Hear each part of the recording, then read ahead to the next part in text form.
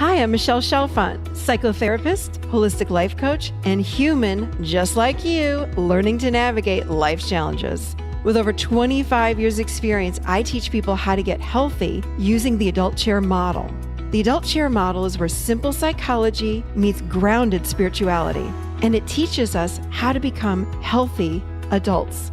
From anxiety and depression to codependency and relationship issues, you can use the adult chair for just about anything. Each week, I share practical tips, tools, and advice from myself and a wide range of experts on how to get unstuck, how to live authentically, and how to truly love yourself, all while sitting in your adult chair. Welcome to the Adult Chair Podcast. All right. Hello, everybody, and welcome to the Adult Chair Podcast. I should say welcome back because this is the first new episode after taking a few weeks off over the summer to, of course, not rest, but to work some more to get ready for the next Adult Chair Podcast season. So it is wonderful to be back with you this August on podcast number 223. And I want to welcome all of our new listeners. And for more information, if you're interested in the Adult Chair and what it's all about, and there's a lot of free stuff on the website, go check out theadultchair.com. We'd love to have you join us on the weekly email that goes out for the podcast and lots of other fun stuff that we have, which, by the way, there's something really fun coming up. The next fun thing we're going to do with the Adult Chair is we're heading up to New York. We're doing the Adult Chair Workshop in New York for 3 days in October. That's October 22nd, 23rd, and 24th. And could not be happier because we get so many requests from the Northeastern folks asking us to come up there. So we're coming, and we're going to be in Nyack, New York. So it's sort of convenient for Pennsylvania, New Jersey, New York, Connecticut, Maine, all of you guys up there. And of course, anyone in the whole United States or world, come up and visit us. And to get more information on that, just go to theadultchair.com/events. And I want to remind you guys that we are now recording these podcasts and putting them on YouTube. So even today's episode, if you want to watch the video of the show, it will be on YouTube. What else do I want to share with you? That's about it. That's all the big news I have. I hope you guys had a wonderful summer. And what do I want to share with you about me? Nothing. Oh, bought a house. That's really exciting. Bought a house. I know you guys you hear me talking about this all the time, or not all the time, but a lot. We are moving back to North Carolina, and I'm very, very excited about that. We will be moving back in September. So here we come, Charlotte. That's very exciting. That's like the most exciting thing that probably happened to me over the summer. But for today's show, let me jump right in. Very excited about our special guest. We today have on someone that turned tragedy and transformed her marriage using the Adult Chair model.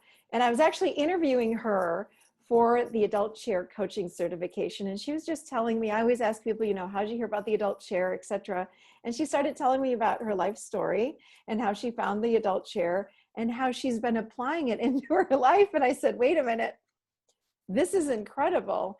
And I know you guys love when I have people on that share their story and the application of this model in their real everyday lives.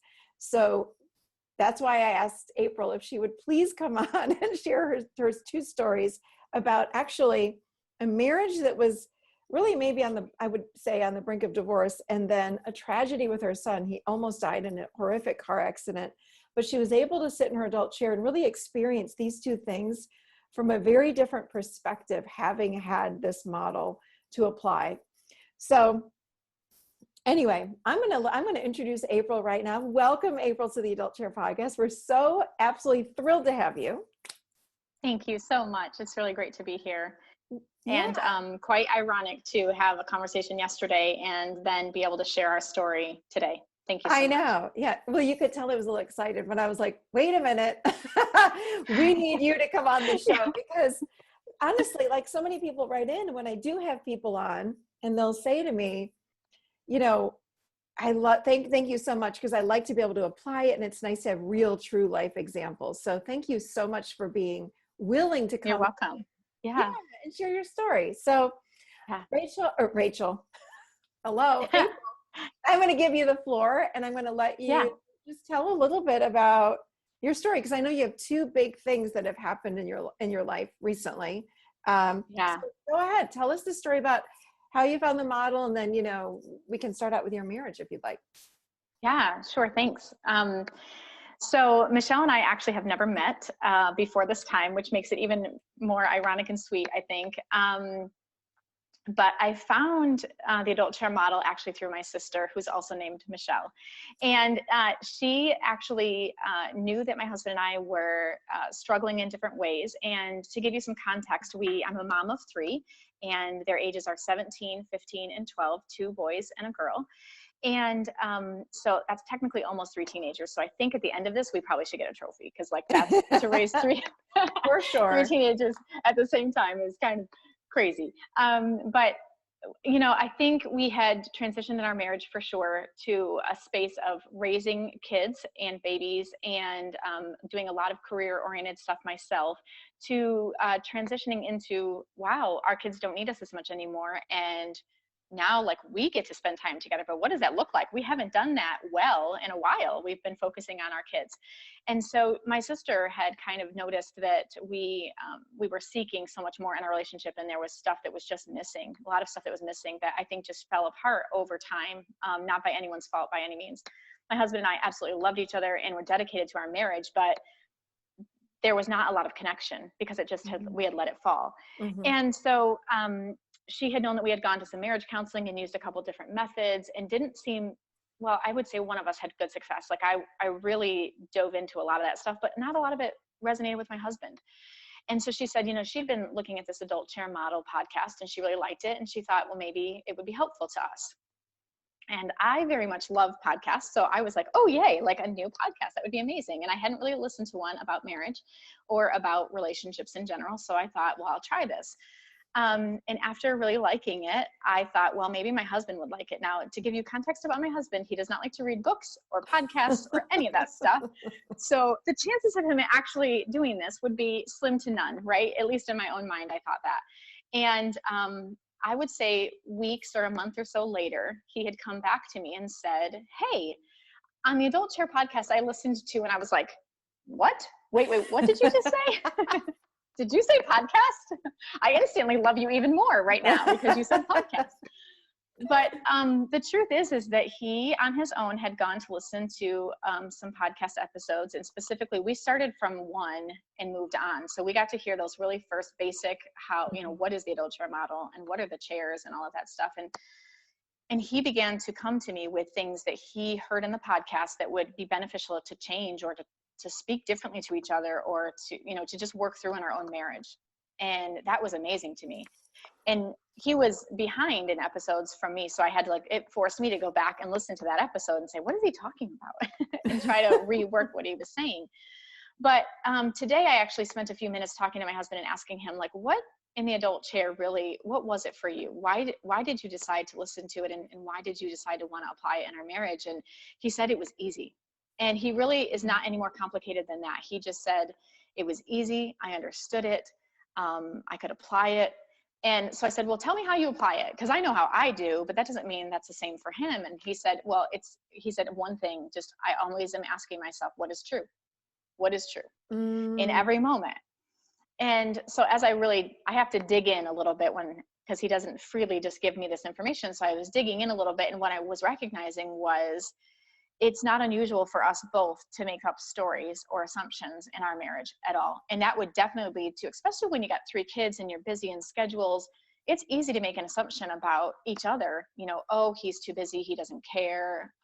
Or on the other hand, maybe he's thinking, I'm not worthy, she's not attracted to me.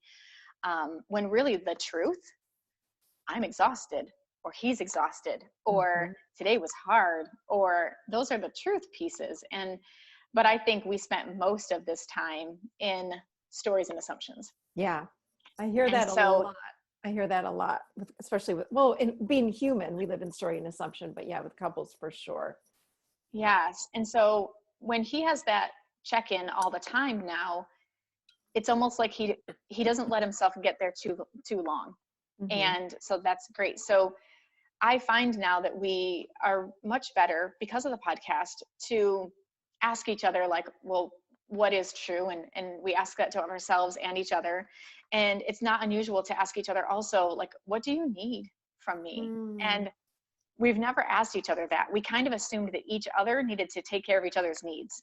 And we were actually kind of good at that at some point in our marriage, I think. But anyway, so now those are the two things I feel like that we have like really applied in our marriage that has made a huge difference. And we don't get it right still. You know, we still have moments of letting our emotions really get the best of us, and if we've had a really hard day. But I think what's neat about what I see now is what used to be maybe 4 or 5 days where we may not connect and talk to each other because we are frustrated with one another, where some story is going on in our head about our relationship with one another, and maybe we're thinking the other is very frustrated with us. We never let it go that long anymore. It's now like a half of a day or a day at the most.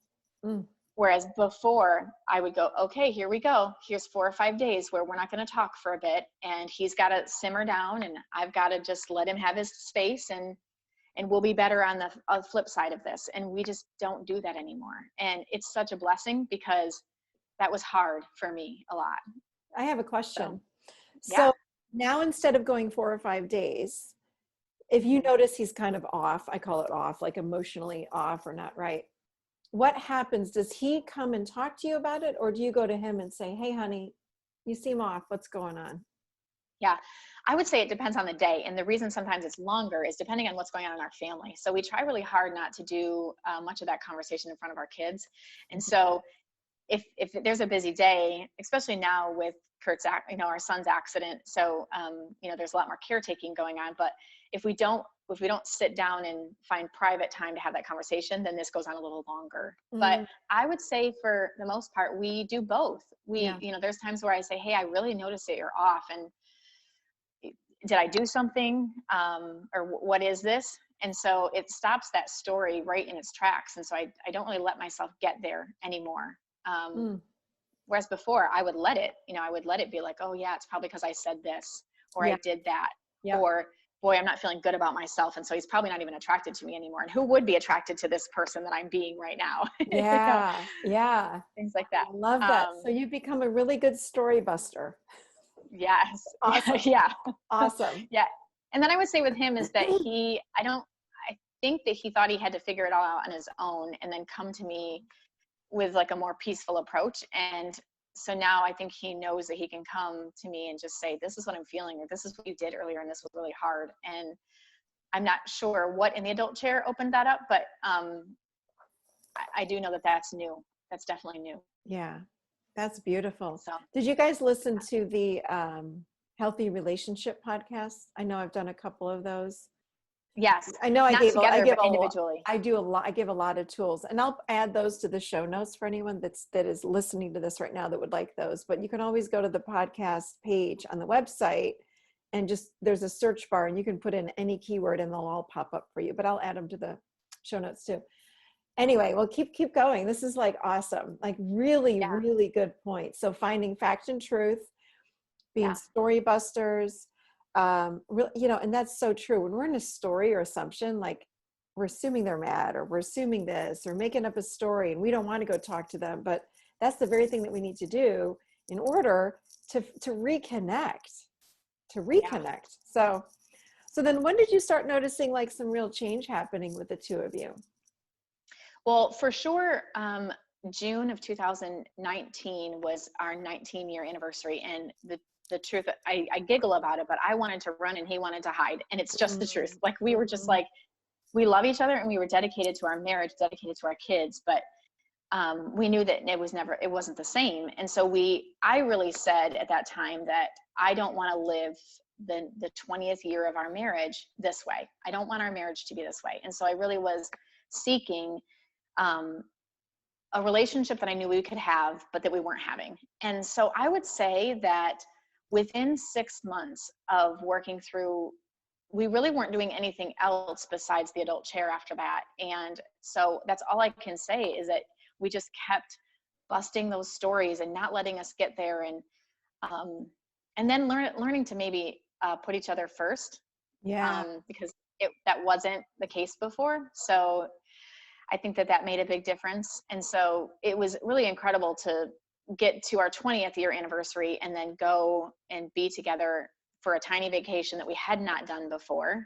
Actually, right after our son's accident, which is amazing. That's probably another part of the story. But we were, I think, 3.5 weeks out of our son's accident and had to make a decision whether we were going to still follow through with our 20-year anniversary plans. And we did. And so it was making that decision that like our marriage does need to be at the forefront, and we do have to follow through, and we can't let everything come in front of it. So Yeah.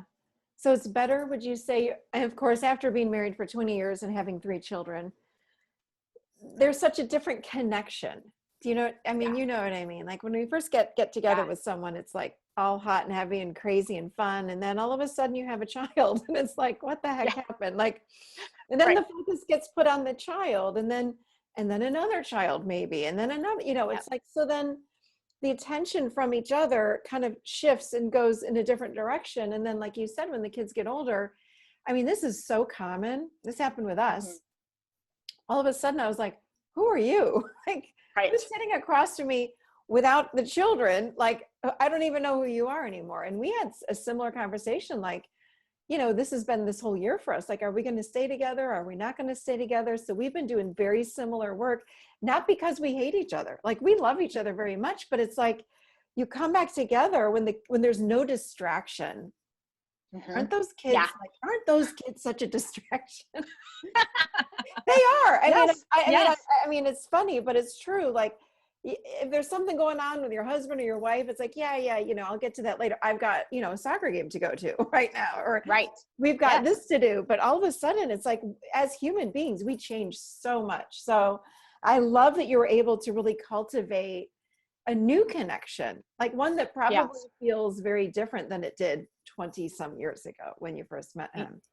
Yeah, well, I would definitely say that before I didn't think that new connection could happen because of all these things that just kept coming up. We weren't even talking about root issues. We were talking about surface stuff. It would be like, well, you didn't do this and I didn't do that, and I feel this way and you feel that way.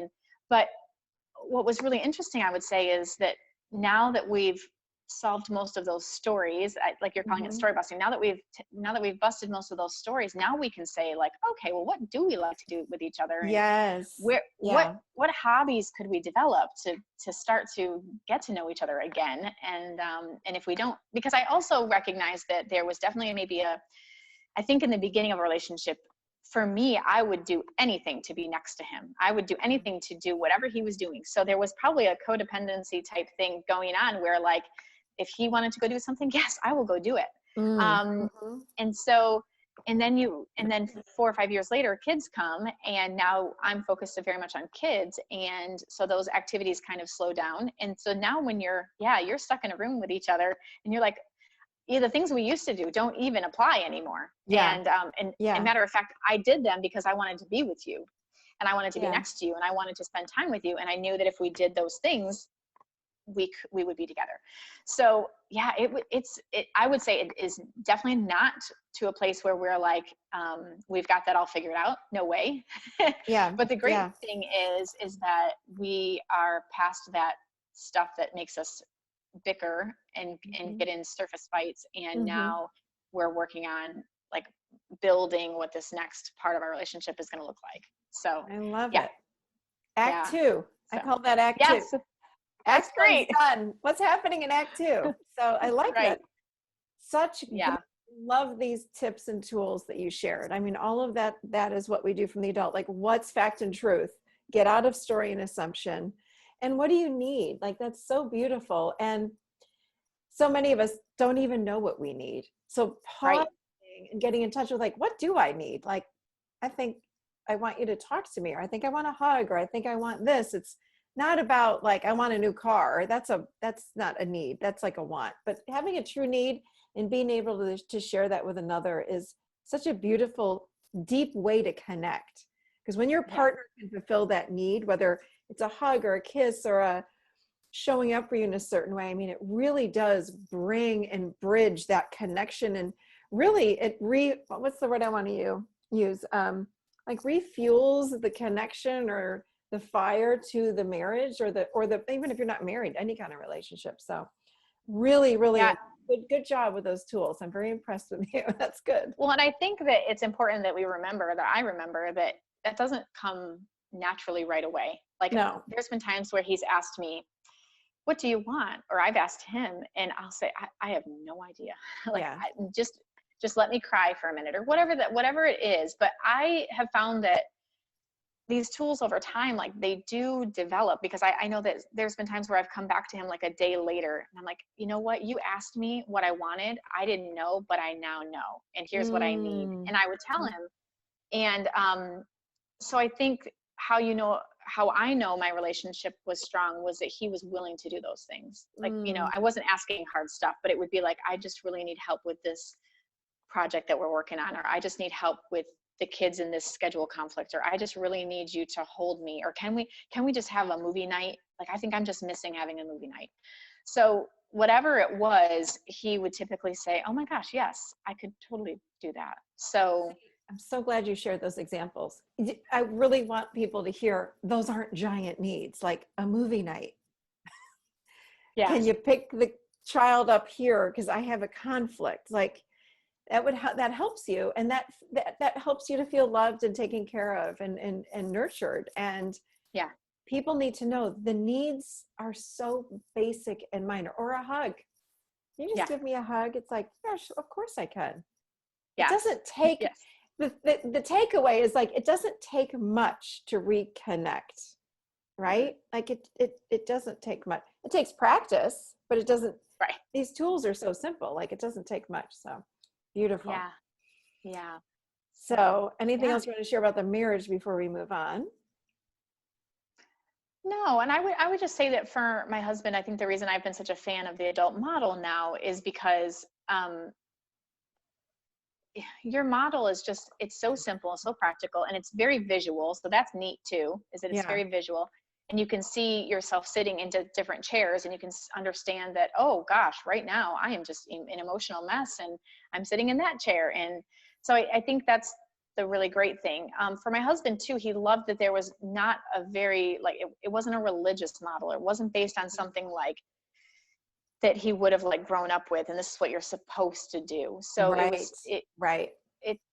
it's weird, but we have to kind of undo some of those things that we have had embedded in us as children, and so those are the things that he said to me was, these are the reasons that I think that it worked for me. And I love that. So yeah. Awesome. I'm glad you shared that too. Thank you. Yeah. All right. Yeah. So that was a year ago, it sounds like, when you guys really started doing this, and now you're in obviously a much better place and a more connected place. And I'm happy to hear that. But something happened about 6 weeks ago. Yeah. So why don't you share what happened with your baby? Yeah. And if you're a believer in the right timing and God's timing, or however you believe, but I just know that was something really hard that we went through, like Kurt and I having to really dive into our marriage and then become stronger, I think was necessary, because when COVID came, what a challenge, right? So what a challenge. So when someone said, well, how are you doing in the middle of just this pandemic? I'm like, oh, this is kind of cake. We went through some hard stuff like last year. Should have been around for that. That was rough. But yeah, then we hit, so just to, again, like kind of paint the picture, we were, March is this pandemic, and June 4th is when our 17-year-old son was in a car accident so horrific that I don't think any mom or parent should ever have to go through. He had actually been driving down a road and hydroplaned even across wet grass, and wrapped himself around a telephone pole that hit him on the driver's side door. So that morning I actually got a call from a strange number, and most of us ignore those. For whatever reason, I did not ignore that one, and I picked it up, and it was 7:30 in the morning. And I will never forget, because he just spoke and said that, your son is here and he's been in a really bad car accident and he's pinned and we can't get him out. And I just said, did you call 911, and are they on their way? And so we went through a couple of things, and I realized as I hung up the phone that there literally is nothing that I can do. Like there is just nothing that I can do. So I'll skip to the end of the story so that no one is sitting in drama for too long, but he ended up breaking just a few bones. He broke his shoulder and his tibia, and then had a really long laceration on that same leg where he broke his leg. But besides that, he is well, which is so great. But I think about, what I think about is this, is I think about it was a 25-minute drive to the car accident scene. And for both my husband and I think his was 20, mine was 25. Got my 2 kids in the car, and fully recognizing that there is nothing that I can do at this moment. And so I wasn't a hysterical mess. And I literally just, the only thing that I was hysterical about is I turned and I said to them, put your hands together and pray, because that's all we got. Yeah. It really was. It's true. All we in had. that moment, that's all you have, of course. Right. It was all we had. So arriving on the scene, I'm about a football field away from, and I can see his car. So to paint a picture, his car is at this point wrapped around a telephone pole shaped like an L. So, the telephone pole's in the middle of his car. So, you see this telephone pole and you see his car kind of wrapped around it. And they're keeping me back that far because they know better, probably. But I just see a ton of paramedics, and I remember walking up to the police officer, and my knees just buckled for a second, just this little quick, like, whoo, and he grabs me, and he said, you okay? I said, yep. He said, you want water? I said, yep. And then, I just said, I think I'm just, there's a release here of like, okay, I'm here, but I'm nervous. Yeah. And, so I just said, can you tell me anything? And, so he said, well, he's talking. And so I just held on to that. I held on to the only truth I knew, which was he's talking. I'm like, okay, that's great. And so each time I asked a question, because they wouldn't let us, and we were probably there for 45 minutes, he would say, they're trying to get him out of the car, but he's awake and he's talking to them. And okay. Well, they might transport him by ambulance. Okay, what does that mean? And then when they said, well, we're going to transport him by medevac, by helicopter, for a second, I was like, oh, like this look on my face, like, oh my gosh, that's serious. And he kind of stopped me for a quick second. He said, no, that means your son can be saved. If they didn't think he could be saved, we wouldn't take him by helicopter. I said, okay. And so again, I just like grabbed onto that truth, like, okay, he's awake, he's talking, they're going to helicopter him. That's a good thing. And they know he can be saved. Okay. And so I didn't cry. I didn't freak out. And I, all this while, have no idea why I'm not freaking out about all of that. Okay. Had no idea. And as our pastors show up at the scene, and we get to the hospital, and he's flown in a helicopter over top of us, and we get to the hospital. We drive ourselves, which seems crazy, but we did. Drove ourselves to the hospital. And we're waiting in the waiting room, and I finally have a complete release of emotion, and where I just cry. It happens to be because we find out that he just has a few broken bones and needs a quick emergency surgery, but that he's okay. And I cry and I sob. Of course. Out of my gosh. Out of like amazing gratitude that it was nothing more than that. Yeah. But I think later, people have asked me, my pastor asked me that day, and later, like I said, we're 5 or 6 weeks out now. People say, how did you hold that all together? And I didn't know, except that I was just like, well, I needed to.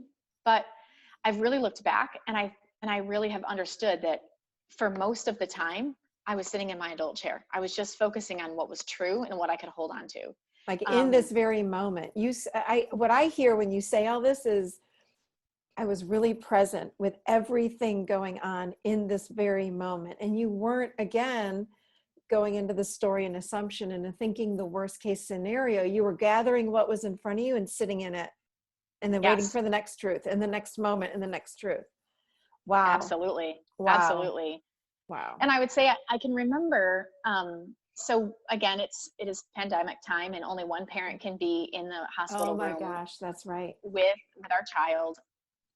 So we have to make a decision based on Kurt and I's best giftings. And we both agreed, okay, April, you're it. So, and I knew that I would be. And so 6 full days in the hospital, 24/7 with him on a cot. The perfect recipe for emotional, I mean, every 2 hours they're checking his vitals, which means I'm waking up every 2 hours. So like the perfect recipe to be an emotional basket case is what I think. Yeah. Yeah. Um, and for the most part, I think the only day that I really broke down was night number 2. And I would like to tell you about that because it's really interesting. I now know what happened that night, but I didn't at the time. And so night number 2, I thought that our son was sleeping, and I was really trying hard not to cry while he was awake, because he doesn't need that. He doesn't Mm-hmm. need to hold on to me at the same time that he's trying to keep himself together. So Mm-hmm. I thought, well, he's sound asleep. He's medicated, so we should be good. And I could take a moment to just think and breathe and think through this process of what all that's happened. Mm-hmm. And prior to that, I need to make some really hard decisions. So it had been hard. Mm-hmm. You know, moms have to make hard decisions about Yeah. pain medication, and he had to have a couple blood transfusions. So there was some hard decisions that had to be made and some signatures that had to be done that were just so hard. No one should ever have to do. No. And so that night I began to think about what if. I began to think about what if he would have hit the telephone pole and got stuck in the car and then gone into the lake that was behind the telephone pole, that's a true story that could have happened. And, you know, instead he had hit the telephone pole, got stuck, and stayed on the telephone pole, and they had to use the jaws of life to get him out. But like, what if he didn't? What if he went into the lake? What if no one had stopped? What if, and I just started going. Yeah.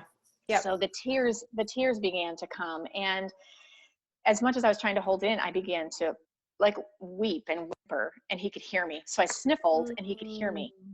And so he could hear these little, like, you know, these small little things. And he looked over at me and woke up instantly and said, Mom, no, you don't cry. Don't cry. It's okay. It's okay. And he said, why are you crying? And I said, well, I'm just thinking about all the things that could have happened to you.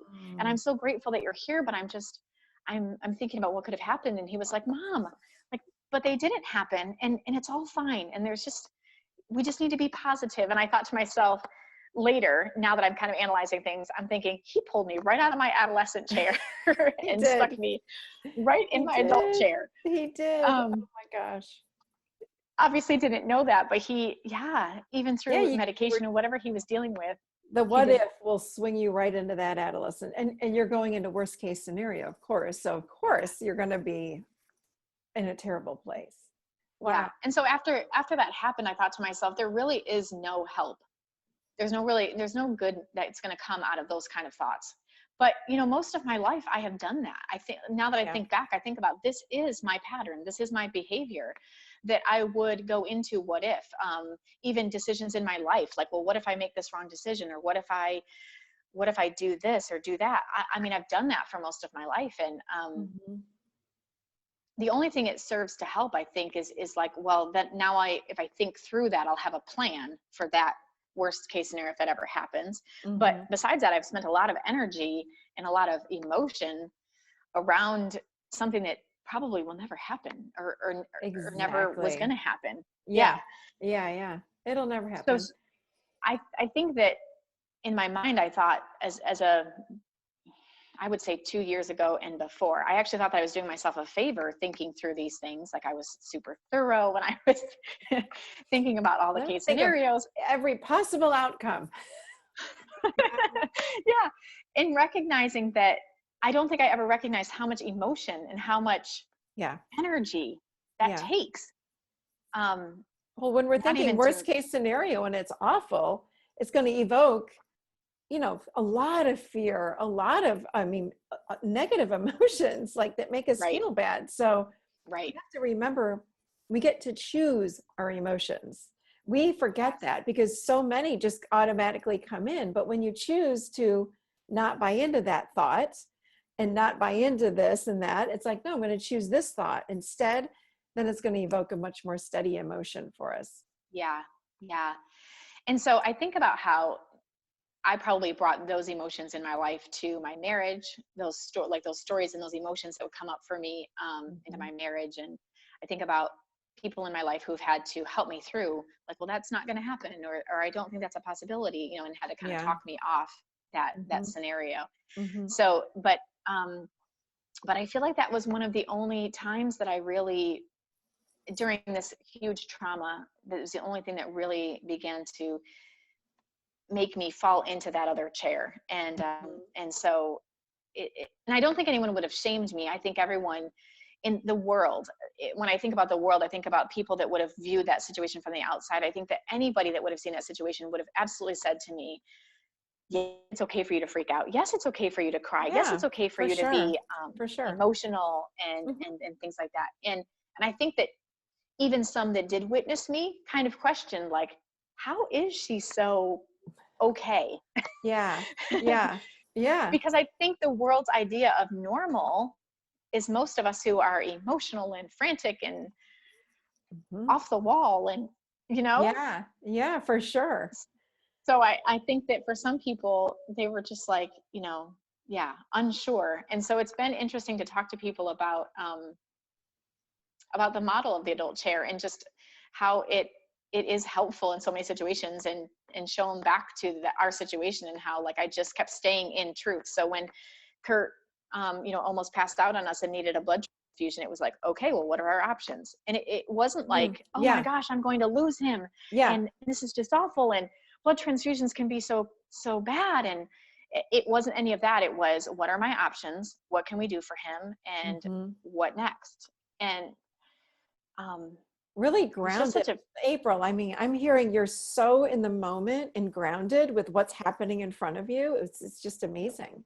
Because you're right. yeah, That's when someone we love is in the hospital or in trouble. I mean, that's when, of course, the adolescent chair is the ego. That's the ego, and it sits in fear. So that fear gets triggered, and we go into the panic unless we have such good practice staying in that adult in presence. And what I'm wondering, and I don't know if you even know, but it sounds like because you had the 1 year prior of practicing to stay in fact and truth. Wait a minute, that's a story. No, let me get back to fact and truth. You're actually rewiring the neural pathways in your brain. So your brain wasn't able to go to the old you, which might have gotten freaked out and panicky, because the neural pathways are very much more now, let me go back to fact and truth. Let me see what's true. What's the next step? Let me be in the moment. That's what it sounds like to yeah, me. And it's absolutely beautiful. yeah. What I a think that's absolutely story. what it is. Yeah, I think Yeah. that's absolutely what it is. And there's so many things that have come up since then that could easily trigger me. My background is in tax and accounting, and so Mm-hmm. numbers are my thing. And so one of the things that really came up inside the hospital was money. We're uninsured at the time, and I thought, Oh my ooh, gosh. yeah. And I remember thinking about, I think it might have been like day 2, where the people come in from the registrar office, and they're wanting to, now we're past the trauma and he's pretty stable. So now we need to register him actually as a patient, and we need to talk about insurance, and we need to talk about who's paying the bill and all this stuff. And I felt kind of like this feeling like, oh, Mm-hmm. but I literally sat back and just asked God, like, is this something I need to worry about right now? Or do I just fill out the paperwork and just let it all be? And I really just felt that I shouldn't worry about it, which sounds crazy to me, because Yeah. of course I should worry about it. He was medevaced. This was a Yeah. horrible accident. There was no Yeah. other cars involved, but it was horrible. And, Mm. and I knew we were going to be here for lots of days. But I just felt like I shouldn't worry about it. And that was against everything that my ego would tell me to do, like Of that course. I would tell myself to do. So I knew it wasn't of me. Mm-hmm. Yeah. So Yeah. I Yeah. knew that Yeah. I just needed to listen, like, Mhm. okay, don't worry about it. And I also did know that, like, what is that going to help? There's nothing that's going to help. Right. But what was Right. really neat for me, looking back about, okay, how is the adult chair model going to change the trajectory of my family and my kids and how Mm-hmm. they parent someday? What I keep thinking about is how, like, my son at some point, he's 17. He knows what's going on. He knows that we're in this hospital. He knows this is expensive. He knows these things. Mm-hmm. So he says to me, looks over at me at some point in the hospital bed and says, Mom, this is going to be so expensive. And I looked at him, and I could say it with such honest truth. You know what, Kurt? I don't think we're supposed to worry about it. I don't think we're supposed to worry about it at all. Wow. I said, And it was not a lie. It wasn't fake. It was exactly what I felt. And come to find out, we did end up applying for an insurance that was able to be backdated and covered the entire accident. No, I have goosebumps. Oh my gosh. Yes. Mm-hmm. Yeah. So it was not fake. It was not weird. It wasn't just my putting rainbows Wow. over things. It really, yeah. So, but I think about how differently that moment could have been, right? That moment could have been all of a sudden him feeling this burden about how he shouldn't have gotten in this accident and it's going to hurt his family. And so no matter how the outcome was for us financially, let's say we were responsible for all of it, I still am so glad at how I was able to show up for him, because I think about my own past, and I think about how even how we've handled things in our family in the past. Some of that burden had moved on to our kids over time. And boy, showing up, like, again, it's not until we were 4 or 5 weeks out did I look back and go, wow, the adult chair showed up insane in this moment for me. I didn't know it at the time, but now that I've looked back, I'm like, wow, I hope that I'm changing the trajectory of how my family shows up, and how my son shows up for his family someday, and how my daughter shows up for her kids. And you definitely are. It's not an example that we were necessarily taught, we were taught, most of us weren't. Taught to kind of freeze up our emotions and to not talk about it, or to or unhealthy, emotional behaviors and patterns. So I think that's one of the things that is like my biggest takeaway, is what an example for us of, we just went through the hardest thing as parents we were ever going to go through. And we just tackled the hardest thing as a married couple that we will probably tackle. So yeah, that's been a pretty incredible thing. I'm so thankful for that adult child model. Yeah. Well, thank you for sharing this story. But one thing I wanted to say was, it's amazing in times like this, but anytime, when we can stay present, like really, really present, we're able to connect into that intuition. We're able to hear our soul, higher self, God, universe, whatever you'd like to call it. We can hear that voice if we are present enough to hear it. So through your practice, you were able to hear that voice and say, don't worry about medical. Don't worry about the insurance. Like, oh my gosh. So many of us go into fear, and that voice, it can't be heard because we're, oh my gosh, I'm not going to. So that's another gift, really, is our intuition is so enhanced when we live in the adult chair. The other thing I want to mention is, you're absolutely right. When people ask me, how do we teach our children how to live in the adult chair?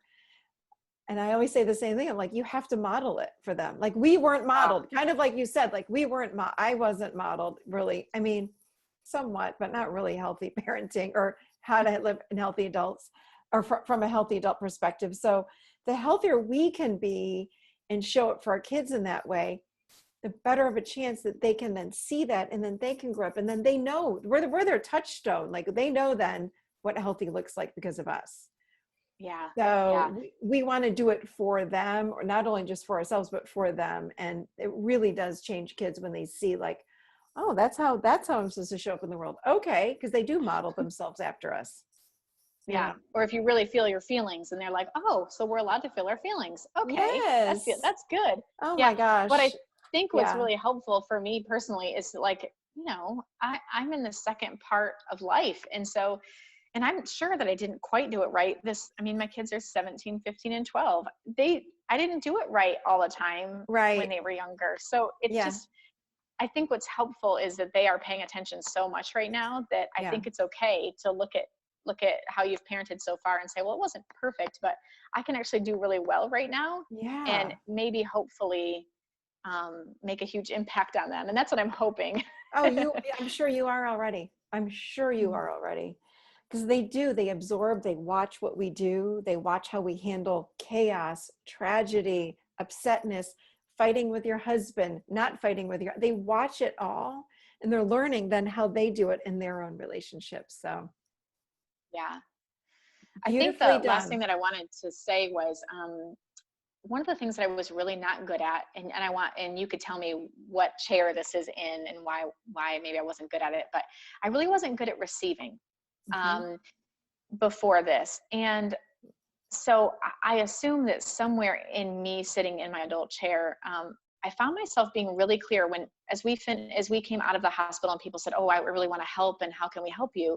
Mm-hmm. I found myself being really clear about what I needed and how our family could have help. And I had no emotion around it. I did not feel like a charity case. I didn't feel like I was Guilty.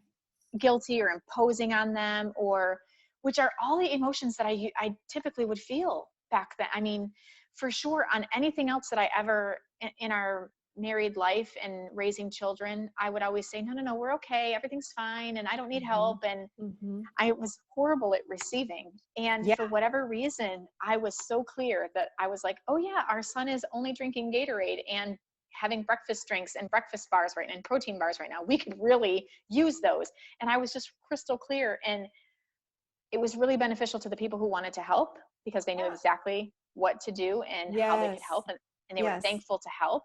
Mm-hmm. And I don't know, it just was all very healthy.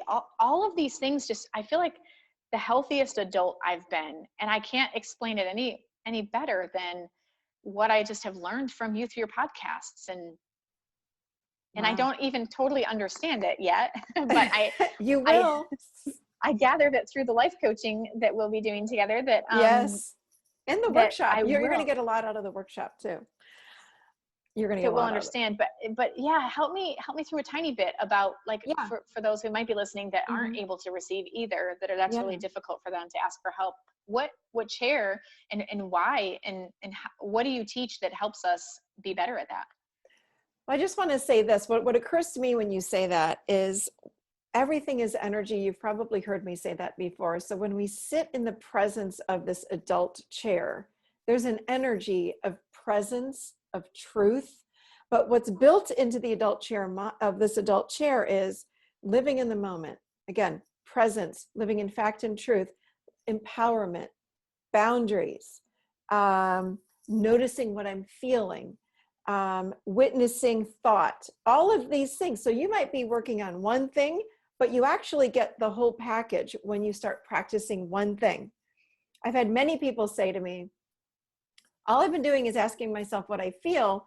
How are my boundaries getting better? It doesn't make sense. I haven't even practiced, but all of a sudden I feel really strong on the inside and I'm able to set boundaries. I'm like, yeah, because you do one thing that is involved with the adult chair and all the rest of that energy comes with it. You just don't get one thing because it's an energy. Awesome. It's like a package deal, if you will. I don't know how else to say it. But I hear when you say that so many of us, we're not good with feeling worthy enough to accept, to receive. That, of course, is blocked from that adult. It's the ego. It's the ego saying, you're not worthy. Just stop. You're not allowed to take anything from anybody. Who do you think you are? You're not good enough. You'll be worthy when, fill in the blank. But you bypass that.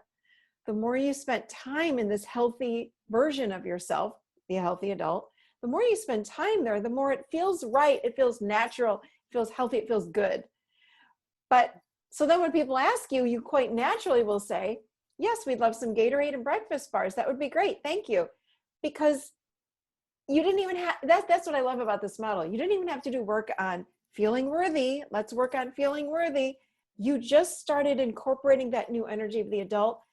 When you do that, your heart space opens. Living in the moment is a game changer. Game changer. And you are living proof of this. Yeah. So. Yeah, it's been good. And I think we'll continue to practice it as we, I mean, sure. There's more to come, right? There's just more it's things just to live out. It's more presence. It's more fact and truth. It's more and more and more, and your life will continue to change. I remember working with someone and she was practicing just, again, something similar to you, like fact and truth. And we had a session and I called her on the phone and she's like, something weird is happening. And she's like, I don't know how to explain it. I'm like, well, what happened? I was like, well, tell me. And she said, my husband has irritated me forever. He's just not irritating me. He's saying this and that, doesn't even bother me. Something's wrong. Like, I'm able to let it go. I go, yeah, that's a quality of the adult chair. You just let things go that you don't need to hold on to. She's like, but it just happens automatically. And I'm like, it happens automatically. That's what's so cool about this model. It's like, yeah, like, you've been living with fact and truth. And I said, you've been working on feeling your emotions. And we did a lot of work with parts and cleared out old parts. And she goes, this just happens. Like, it just happens. So yeah, it's pretty cool. So good. So good. Yeah. Yeah. Awesome. This was amazing. Thank you for being our kickoff show for the rest of the season, for the rest of this year. I really do appreciate you taking the time, though. And I know for sure people are going to listen and really then be able to apply the adult chair even better in their own lives. And when people come on like yourself, like, it really does give them hope. So thank you. Thank you for being on today. Thank you for letting us share, letting me share my heart. And that would be my hope, is that for those who think it's difficult to get there, I would just reiterate that all I did was listen to as many podcasts as I could get my hands on of yours, and, was taught through all the things that you've done. And so it doesn't take a lot of things. No. Michelle, I think that you're that good, and the model is that good, that thank you. It can be done that way. Mm-hmm. Well, what's cool is that you and I just met yesterday. Like, it wasn't like you and I had been having sessions for a long time and anything else. Like, we just met, and you just got that just from listening to the podcast. That's free. I mean, it's like, this is why I created it. I'm like, I wanted to create a resource, first of all, to help my clients way back when. I think I was sharing that with you like 4 or 5 years ago when I started the podcast. I'm like, maybe it's a nice resource for my clients, but I like to be able to help people, and they can pick this up for free and then learn how to apply it in their own lives and then really change their lives. And you're living proof that that happens. So, or that can happen. So thank you. Thank you, April. Yeah. Thank you. Okay. All right, everybody. I just want to say too, because I do love hearing from people that have used this model that have truly changed their lives. So if you are that person, just let us know. Email into Michelle@michelleshelfont.com, because we'd like to hear from you. We might also have you on the show if you would like to do that as well. The other thing I want to remind you is I will put as much of this in the show notes as I possibly can, as far as shows like April, you and I were talking about the Healthy Relationship Show. I'll make sure that's in the show notes, as well as the Adult Chair event that is coming up in April in New York. So again, that is at theadultchair.com/events. And again, don't forget, we are now on YouTube as well. So come find me there. All right, everybody. I will see you next week, seated right here in the Adult Chair. Thank you for joining us, and have a great week.